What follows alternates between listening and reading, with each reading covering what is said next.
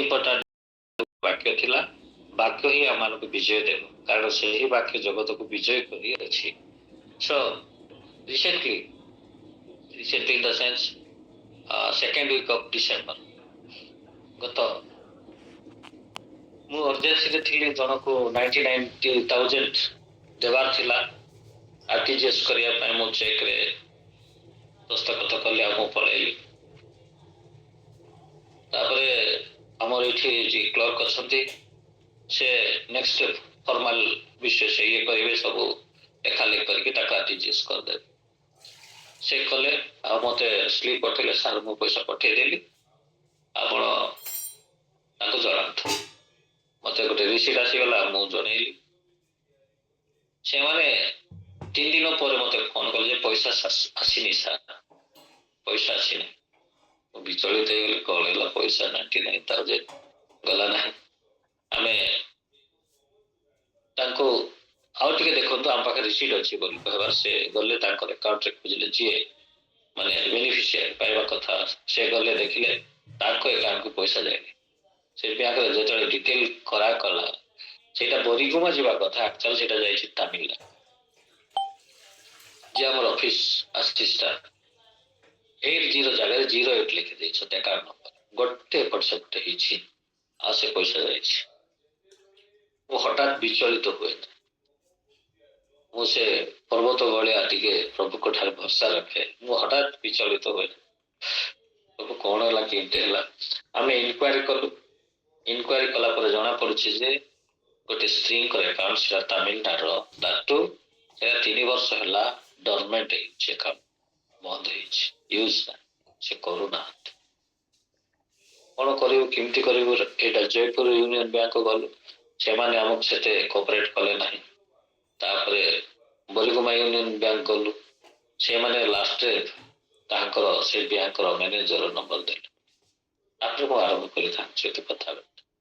First କହିଲେ sir this is Sanjeev Kumar Digala, ଆମେ pastor, ଏମିତି ବାହାରିଛି ଭୁଲ ଅସତ ପଇସା ଆମେ ଓଡ଼ିଶାରେ ଜଣକୁ ଟ୍ରାନ୍ସଫର କରିବା କଥା, ସେଇଠୁକୁ ଆସିଯାଇଛି। ଆପଣ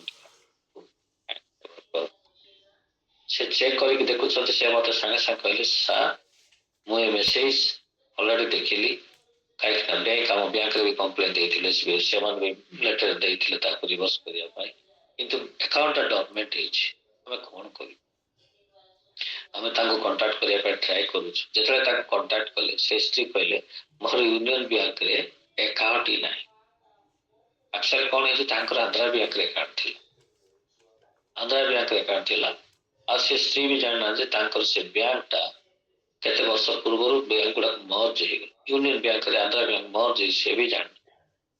ସେ 2-3 ଥର ମୁଁ ଜଗିଲି, ମୁଁ ତାଙ୍କ ସହିତ ବାରମ୍ବାର କଥା ହଉଛି, ସାର୍ ଯଦି ହେଇପାରିବ ଆମେ ଯାହା ବି ଖର୍ଚ୍ଚ ହେବ ଆପଣଙ୍କର ଷ୍ଟାଫକୁ ପଠାନ୍ତୁ, ଆମେ ବେର କରିବୁ ପଇସା, ତାଙ୍କୁ ନେଇକି ଆସନ୍ତୁ। କାହିଁକି ତାକୁ KYC କଲେ ହିଁ ସେ ପଇସାକୁ ସେମାନେ ପାବ।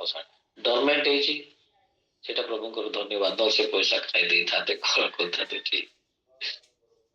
ମୁଁ ବାରମ୍ବାର ରିକ୍ୱେଷ୍ଟ କଲି ତାଙ୍କୁ, ଏସବୁ କହିଲି। ସେ କହିଲେ pastor don't bother, I try my level best to solve this issue, ମୁଁ ଟ୍ରାଏ କରିବି ସଲ୍ଭ କରିବା ପାଇଁ, ସେ କହିଲେ। ତାପରେ ତଥାପି ହଉନାହିଁ, ସେ ଆସୁନାହାନ୍ତି। ଆଉ ବ୍ୟାଙ୍କ ସେଇଟା 26 କିଲୋମିଟର ଦୂର, ସେଇ ଜାଗା ସେ ସ୍ତ୍ରୀଙ୍କ।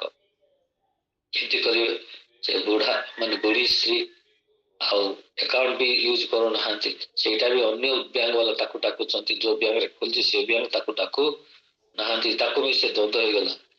ଶେଷରେ ମତେ ଆଙ୍କେ ବ୍ୟାଙ୍କ ମ୍ୟାନେଜର କହିଲେ ସାର୍ ଗିଭ୍ ମି 2 more days, I'll try, then we'll see what to do।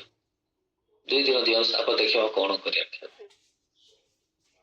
ମୁଁ ପ୍ରଭୁକୁ ଧନ୍ୟବାଦ ଦେବି, ସେ ମତେ ପେସେଣ୍ଟ ଦିଅନ୍ତି। ମୁଁ ବିଚଳିତ ହୁଏ, ଆଜି ପାଇଁ ଡେଟ୍, ମୁଁ ମରିଥିଲା ବେଳେ କିଛି ସେତେ ହୁଏ ନାହିଁ।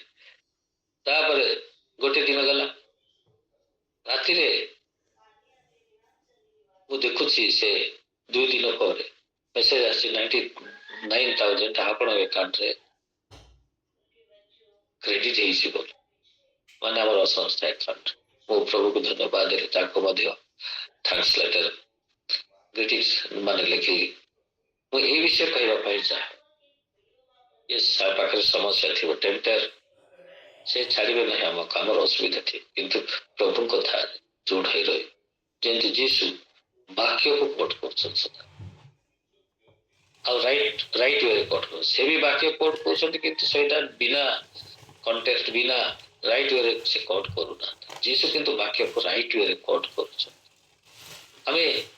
तेणु मु कहबी ए वर्ष let this year be a year of carrying the word of God and make use of it अब मु कहबी let this year be a year of victory over temptation just more testimony रो बाहर मु कहले statement let this year be a year of victory over temptation आम मानकर temptation रु मुक्त हेबार वर्ष हो आशीर्वाद वर्ष हम विजय वर्ष हम that is good but victory over temptation आउ प्रभुंकर वाक्य कार्य करबा और प्रभुंकर वाक्य को यूज करबा सेटा ही आम मानक नूतन वर्ष एटा ही मोर प्रार्थना मु प्रभु धन्यवाद देवी 99,000 कौन करू मु तो ताकुटे जने अछंती तमिलनाडु लोक जोटा मो संस्था थिला जगह किनथि से रोज प्रॉपर तमिलनाडु ताकू नै कि जेबा पय प्लान करथिली